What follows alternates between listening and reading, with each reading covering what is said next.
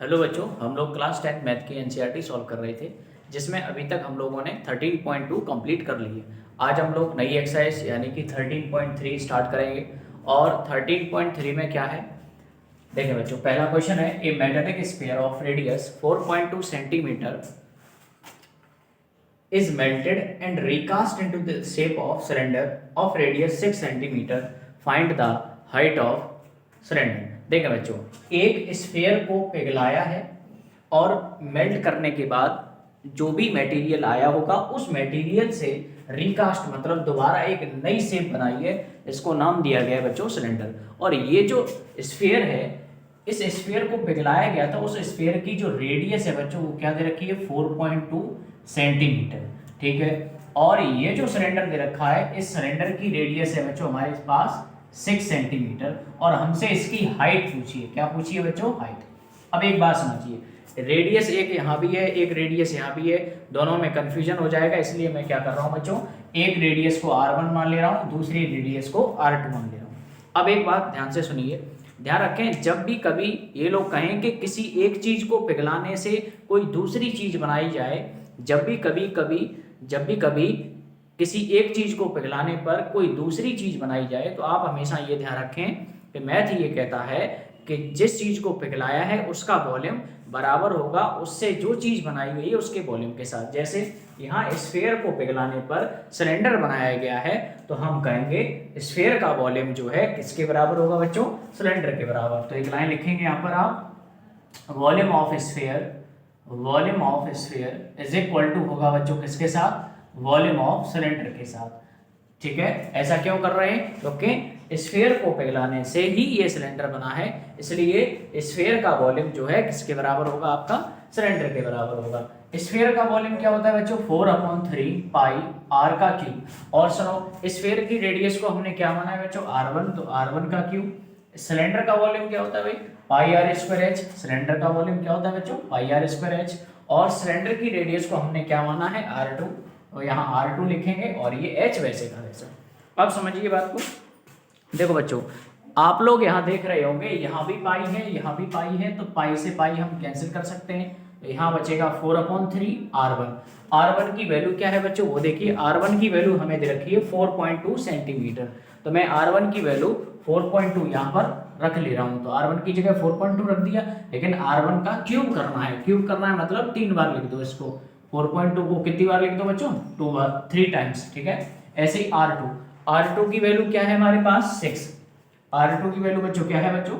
6। तो R2 की जगह हम 6 लिखेंगे, लेकिन R2 का क्या करना है? स्क्वायर करना है, तो मतलब 2 बार लिखोगे, इनटू में H।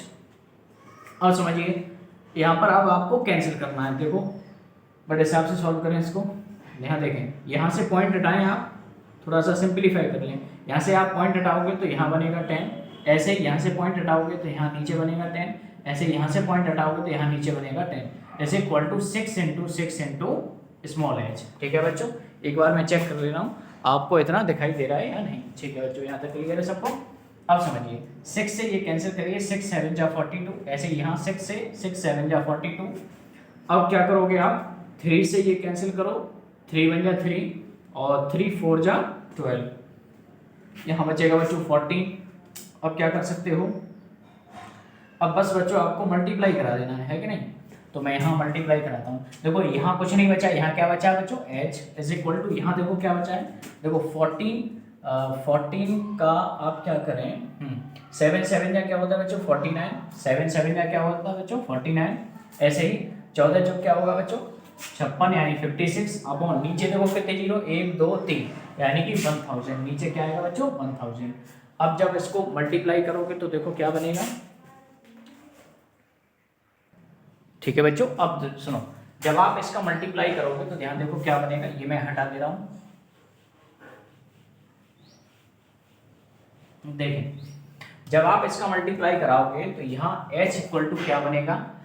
49 का मल्टीप्लाई 56 में करोगे तो यहाँ बनेगा 2744 अपॉन 1000, और ये सेंटीमीटर में आएगी क्योंकि मेजरमेंट सभी किसमें थी? सेंटीमीटर में। ठीक है। अब समझिए, नीचे 3 जीरो है तो पॉइंट लगाओगे आप तो क्या बनेगा? 2.744 सेंटीमीटर। ये आपकी क्या आ चुकी है बच्चों? Height of the cylinder. ठीक है बच्चों, इसको आप नोट करिए जल्दी से। ये आपका क्वेश्चन नंबर फर्स्ट कंप्लीट हो गया। ठीक है, अब चलते हैं क्वेश्चन नंबर सेकंड की तरफ। क्वेश्चन नंबर 2 देखें बच्चों, a metallic sphere of radius 6 centimetre, 8 centimetre and 10 centimetre respectively are melted to form a single solid sphere. देखो बच्चों, 3 स्फीयर हैं, एक की रेडियस है बच्चों 6 सेंटीमीटर, दूसरे की रेडियस है 8 सेंटीमीटर और तीसरे की रेडियस है बच्चों 10 सेंटीमीटर। इन तीनों स्फीयर को पिघलाया गया, मेल्ट किया गया और मेल्ट करने के बाद एक बड़ा स्फीयर बना दिया गया है जो कि ये है। ठीक है, अब हमसे ये पूछा है इस बड़े वाले स्फीयर की रेडियस क्या होगी। तो मैं क्या कर रहा हूँ बच्चों, 3 रेडियस दे रखी है, तो मैं पहली वाली रेडियस को R1 मान ले रहा हूँ जो कि कितनी दे रखी है 6 सेंटीमीटर। दूसरे वाले स्फीयर की रेडियस को मैं R2 मान ले रहा हूँ, ये 8 सेंटीमीटर है। तीसरे वाले स्फीयर की रेडियस जो कि 10 सेंटीमीटर है, इसको मैं R3 मान ले रहा हूँ। और चौथे वाले स्फीयर यानी बड़े स्फीयर की रेडियस हमसे पूछी है, तो मैं इसकी रेडियस बच्चों R4 मान ले रहा हूँ। ठीक है, R4 ना मान के आप कैपिटल R के हो, ये बड़ा स्फीयर है इसलिए। देखो फिर सुनो, 3 स्फीयर को पिघलाकर एक बड़ा स्फीयर बनाया गया, उस बड़े स्फीयर की रेडियस पूछी है। तो हमने अभी कहा था जब भी कभी आपसे ये बोला जाए कि किन्हीं चीजों को पिघलाने पर कोई नई चीज बनाई जाए तो होगा क्या, इन सभी चीजों का वॉल्यूम इन तीनों को पिघलाने पर ये बना है, इसका मतलब इन तीनों का वॉल्यूम इसके बराबर होगा, इस बड़ी वाली जो है स्फीयर के बराबर होगा। तो मैं लिखने जा रहा हूँ वॉल्यूम ऑफ बिग स्फीयर, यानी कि बड़े वाले स्फीयर का जो वॉल्यूम होगा वो किसके साथ बराबर होगा, volume of first sphere plus volume of second sphere plus volume of third sphere. ठीक है, पहले वाले स्फीयर का अलग वॉल्यूम निकालेंगे, दूसरे का अलग स्फीयर का वॉल्यूम निकालेंगे और तीसरे वाले स्फीयर का अलग वॉल्यूम निकालेंगे, और जब हम तीनों के वॉल्यूम का सम कर देंगे तो वो किसके बराबर होगा, बड़ी वाली स्फीयर के बराबर होगा। क्यों, क्योंकि इन तीनों को ही कंबाइन करने पर, इन तीनों को पिघलाने पर ये नई चीज बनी है। तो अब सुनिए, स्फीयर का वॉल्यूम क्या होता है बच्चों, चाहे स्फीयर बड़ा हो चाहे स्फीयर छोटा हो, वॉल्यूम का फॉर्मूला क्या रहेगा 4/3 पाई r³। लेकिन बड़े वाले स्फीयर की रेडियस को मैंने क्या माना है बच्चों, कैपिटल R, तो कैपिटल R का क्यूब। ऐसे ही यहाँ देखें, इस पहले वाले स्फीयर का वॉल्यूम, बेटा चाहे स्फीयर पहला हो चाहे स्फीयर दूसरा हो, वॉल्यूम का फॉर्मूला क्या रहेगा 4/3 पाई r³। लेकिन पहले वाले की रेडियस बच्चों क्या है R1, तो R1 का क्यूब। ऐसे ही यहाँ इस स्फीयर का वॉल्यूम क्या होगा 4/3 पाई r³, लेकिन दूसरे वाले की रेडियस क्या है बच्चों R2। ऐसे ही तीसरे वाले स्फीयर का भी फॉर्मूला क्या रहेगा वॉल्यूम का 4/3 पाई r³, लेकिन तीसरे वाले की रेडियस क्या है R3। अब समझिए बच्चों, यहाँ देखो 4/3 पाई 4/3 पाई 4/3 पाई 4/3 पाई सभी में था, तो मैंने कॉमन लेके आपको काट दिया है। यहाँ पर आप देख सकते हैं, यहाँ अब क्या बचा, यहाँ बचेगा बच्चों R का क्यूब। यहाँ देखो R1 का क्यूब, R1 की वैल्यू क्या है बच्चों, यहाँ बचेगा केवल R1 की वैल्यू क्या है बच्चों 6, तो 6 का क्यूब प्लस यहाँ बचा R2 की वैल्यू क्या है 8, तो 8 का क्यूब प्लस R3 की वैल्यू क्या है बच्चों 10, तो 10 का क्यूब। अब इसको सॉल्व कर दो, R का क्यूब इज इक्वल टू 6 का क्यूब क्या होता है बच्चों 216 और 8 का क्यूब क्या होता है बच्चों 512। 8 का क्यूब क्या होता है बच्चों 512, चेक कर लो एक बार, 64 इंटू 8 होता है ना, 832 3 848 51, हाँ ठीक है बच्चों 512 ही होता है। और 10 का क्यूब क्या होता है 1000। अब इन सबको ऐड कर दो, देखो 2 में 6 ऐड करोगे तो 1000 प्लस 2 और 6, या सभी एक साथ ऐड कर दो, है ना, 6 और 2 8, तो पीछे आएगा 8। ऐसे ही 1 + 1 2, तो यहाँ बनेगा 2, और 5 और 2 7 1 7 2 8, ये आएगा। एक बार चेक कर लो ऐड। एक मिनट बच्चों, आपको ये दिखाई नहीं दे रहा होगा, है ना, ये मैंने थोड़ा सा दोबारा लिखना पड़ेगा मुझे, तो मैं यहाँ लिख दे रहा हूँ, है ना। यहाँ पे आइए, कैपिटल R का क्यूब, ये क्या बनेगा 6 का क्यूब क्या था बच्चों 216 प्लस 8 का क्यूब कितना आया था बच्चों 512, और 10 का क्यूब कितना आया था बच्चों 1000। जब हमने इसको ऐड किया था तो कितना आया था 1728। मैं चेक कर ले रहा हूँ, आपको ये दिखाई दे रहा है, हाँ अब सही दिखाई दे रहा है बच्चों। अब समझिए 1728 आ गया। अब यहाँ देखें, ये 1728 1728 ये किसका क्यूब होता है? तो बच्चों आपका जवाब होगा सर ये 12 का क्यूब होता है। अब सुनो, दोनों तरफ पावर कैसी है बच्चों? सेम है। पावर सेम है तो बेस भी कैसे रहेंगे? सेम रहेंगे। तो बड़े वाले स्फीयर की रेडियस कितनी आ जाएगी बच्चों? 12 सेंटीमीटर। ये क्या आ गई? Radius of big sphere. बड़े वाले स्फीयर की रेडियस कितनी आ गई बच्चों? 12 सेंटीमीटर। तो ये आपको क्वेश्चन नंबर मैंने 12 करा दिया है। अच्छा, ये भी नहीं आपको दिखाई दे रहा है, एक मिनट, मैं थोड़ा बच्चों रफ कर दे रहा हूँ, ठीक है, एक मिनट, ये दिखाई नहीं दे रहा बच्चों, यहाँ से ये लाइन आपको नहीं दिखाई दी। तो देखो बच्चों, मैं इसको हटा दे रहा हूँ यहाँ से, ये हटाया, देखो r का क्यूब आ गया था 1728। अब r का क्यूब इज इक्वल टू 1728, ये किसका क्यूब होता है? 12 का क्यूब। अब देखो पावर कैसी है बच्चों? सेम है, तो बेस भी कैसे होंगे? सेम। तो r की वैल्यू क्या आएगी? 12 सेंटीमीटर, जो कि हमारी क्या होगी? रेडियस ऑफ बिग स्फीयर, बड़े वाले स्फीयर की रेडियस यही होगी। तो ये आपका क्वेश्चन नंबर 2 मैंने आपको कंप्लीट करा दिया है, जल्दी से नोट कर लें इसे। अब चलते हैं बच्चों क्वेश्चन नंबर 3 पर।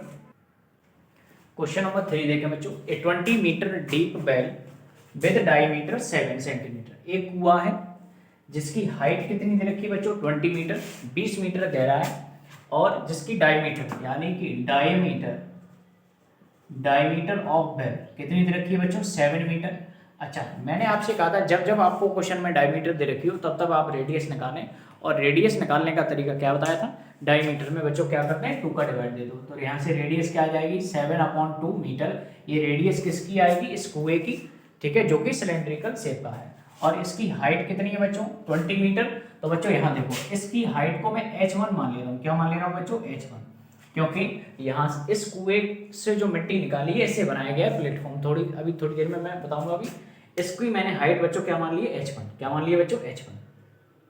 हुआ क्या है, इस कुएं को खोदा गया, इस dug the earth from digging is evenly spread to form a platform. देखो, इस कुएं में से जैसे ही कुआं खोदा गया, इस कुएं से जो मिट्टी निकली है उस मिट्टी से एक बनाया है प्लेटफॉर्म, और प्लेटफॉर्म जो बना है वो क्यूबॉइडिकल शेप का है। उसका मेजरमेंट क्या दे रखा है? 22/14। इसका मतलब है ये पहली वाली लेंथ है और दूसरी वाली क्या है बच्चों? ब्रेथ है। तो जो प्लेटफॉर्म बनाया गया है क्यूबॉइड शेप का, उसकी लेंथ है 22 मीटर, ब्रेथ है 14 मीटर, और हमसे ये पूछा इस प्लेटफॉर्म की हाइट क्या होगी ये बताइए। तो मैंने यहाँ भी हाइट आएगी, यहाँ भी हाइट आएगी, तो मैंने इस सिलेंडर की हाइट या इस बेल की हाइट को, मैंने इस कुएं की हाइट को मैंने h1 मान लिया है, और इस प्लेटफॉर्म की हाइट को बच्चों h2 मान लिया है।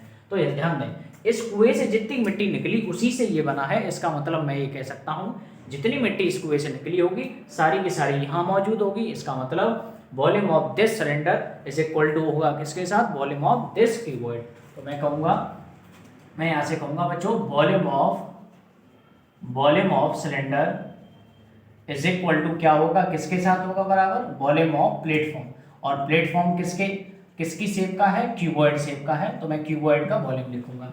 अब बताइए बच्चों, सिलेंडर का वॉल्यूम क्या होता है? πr²h। तो यहाँ फॉर्मूला इस्तेमाल करिए, πr²h। अब देखो, सिलेंडर की हाइट को हमने क्या माना है? h1, तो यहाँ h1 इस्तेमाल करें। प्लेटफॉर्म किस शेप का है? क्यूबॉइड शेप का है, और क्यूबॉइड का वॉल्यूम क्या होता है बच्चों? L × B × h। अब सुनो, यहाँ भी हाइट आ गई, इसकी हाइट को मैंने क्या मान रखा है? h2, तो मैं यहाँ h2 इस्तेमाल करूंगा। अब समझिए, पाई का वैल्यू क्या है बच्चों? 22/7। रेडियस का आंसर कितना है बच्चों? 7/2। अब सुनो, रेडियस का करना है स्क्वायर, तो मैं स्क्वायर करना है, तो मैं इसको रेडियस को 2 बार लिख दे रहा हूँ, 7/2 × 7/2, ठीक है। h1 क्या है? सिलेंडर की हाइट, सिलेंडर यानी कुएं की हाइट h1 है, जिसको मैंने क्या माना था? 20 मीटर। l, इस प्लेटफॉर्म की जो लेंथ है वो कितनी हमें दे रखी है? 22 × ब्रेथ। इस प्लेटफॉर्म की ब्रेथ यानी कि b की वैल्यू कितनी दे रखी है? 14, और इसकी हाइट पूछिए h2। ये वैसे का वैसा। अब सुनिए, एक 7 से एक 7 कैंसिल होगा, 22 से 22 कैंसिल होगा। अब समझो, यहाँ देखो, 7 से ये 7 2 जा 14 होगा, और क्या हो सकता है? देखो, ये 2 2 जा 4, 2 2 जा क्या बनेगा बच्चों? 4, और 4 5 जा ये क्या बन जाएगा? 20। तो यहाँ देखो, इधर लेफ्ट हैंड साइड में तो केवल बचा है 5, और राइट हैंड साइड में क्या बचा है? उधर बचा है 2, और ये बचा है इनटू में h2। क्या बचा है बच्चों? 2 × h2। अब मैं चाहता हूँ h2 की वैल्यू निकालना, तो h2 पर ऐसे हाथ रख लीजिए, h2 की वैल्यू निकालोगे तो ये मल्टीप्लाई में 2 है, कहाँ पहुँच जाएंगे? डिवाइड में। तो यहाँ से h2 की वैल्यू बच्चों क्या मिलेगी? 5/2, जो कि क्या होता है? 2.5 मीटर, और यही हमारी क्या होगी बच्चों? Height height of the platform, height of the platform. ठीक है बच्चों, मैंने आपको 3 क्वेश्चन करा दिए हैं 13.3 के, और मैं समझता हूँ आपको ये समझ में आ रहे होंगे, और इससे आगे के क्वेश्चन नेक्स्ट वीडियो में मिलेंगे। तो अब मिलते हैं नेक्स्ट वीडियो में, तो तब तक के लिए thank you so much, bye and take care. और वीडियो पसंद आए तो लाइक करें और सब्सक्राइब करें।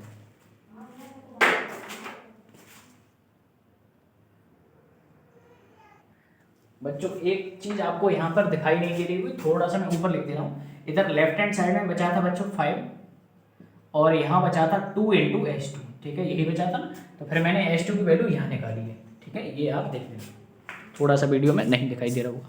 ठीक है, अब क्लियर है। ओके बच्चों, बाय।